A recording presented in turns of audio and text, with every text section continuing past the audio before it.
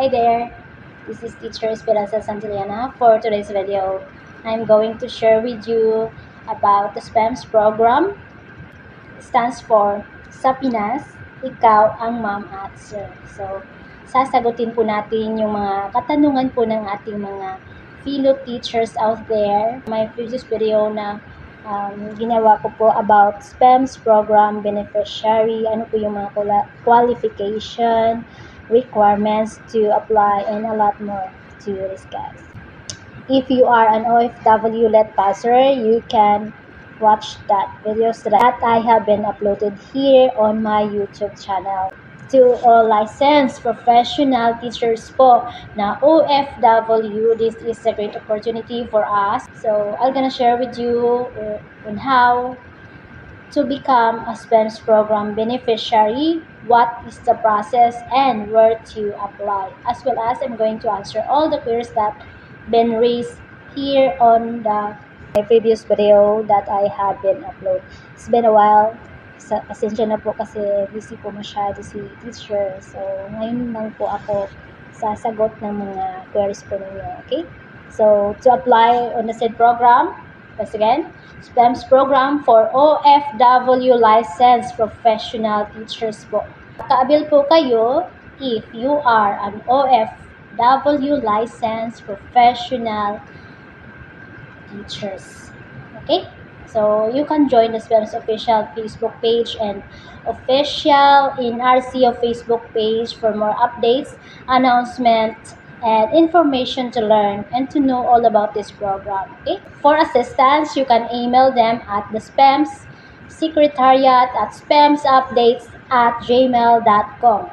For their SPEMS program official email address, you can email them at spems@dmw.gov.ph. Okay?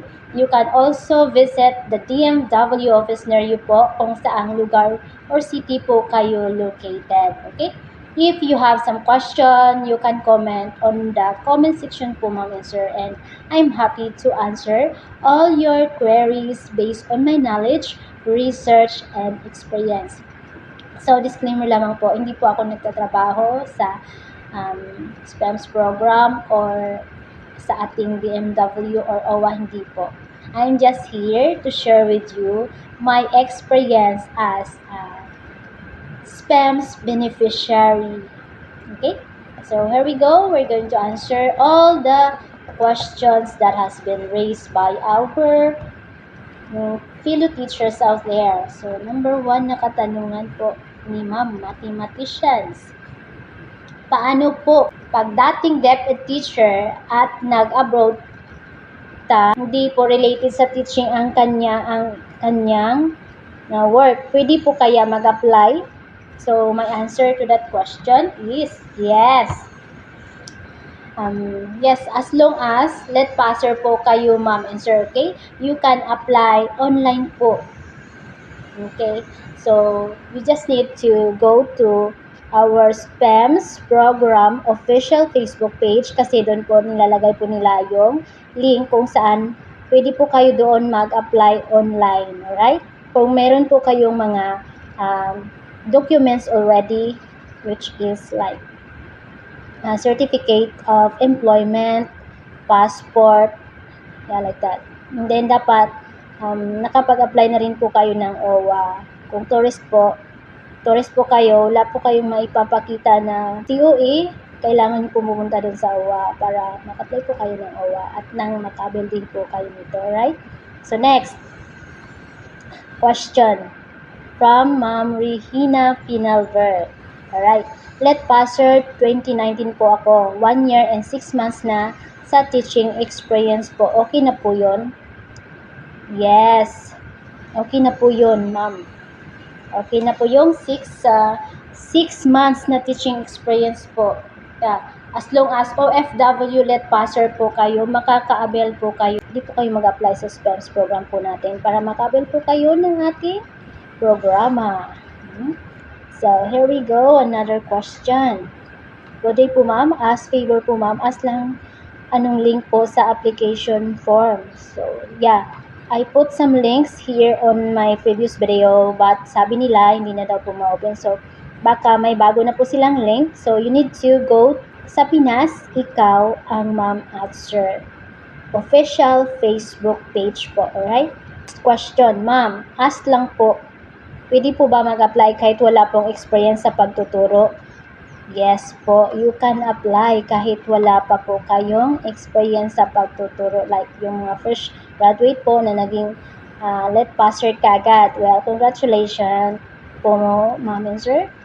So, pwede po kayo mag-apply as long as you are OFW let passer po. Alright? Next. Hello, teacher.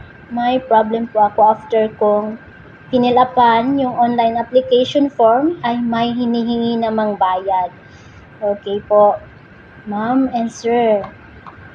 Wala pong bayad. Yung wala po talagang bayad yan, sir. Scam. If may bayad po, it is a scam. If may hinihingi pong bayad, be aware po tayo, okay? Sa mga teachers po natin na nagtanong po sa akin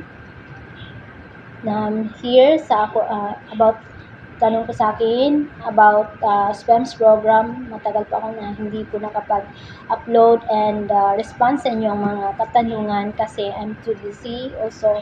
So, ngayon pa lang po ako sasagot ng mga katanungan nyo na maaari din pong makatulong sa kapwa po nating OFW let passer teacher sa ating mga OFW let passer teachers out there, right? So, here we go. Next question. Hello, ma'am. May idea po ba kayo? Nasa Thailand ako ngayon at tapusin ko nga yung 1 year lang na contract ko at uwi na ako ng Pinas at mag-apply sa DepEd. Makakaabil kaya ako ng SPEMS kahit di ako nakapag-OWA since nag-tourist po ako. Pumasok ako dito sa Thailand po. Salamat po sa sagot. Alright, ma'am. Tourist din po ako before sa Singapore.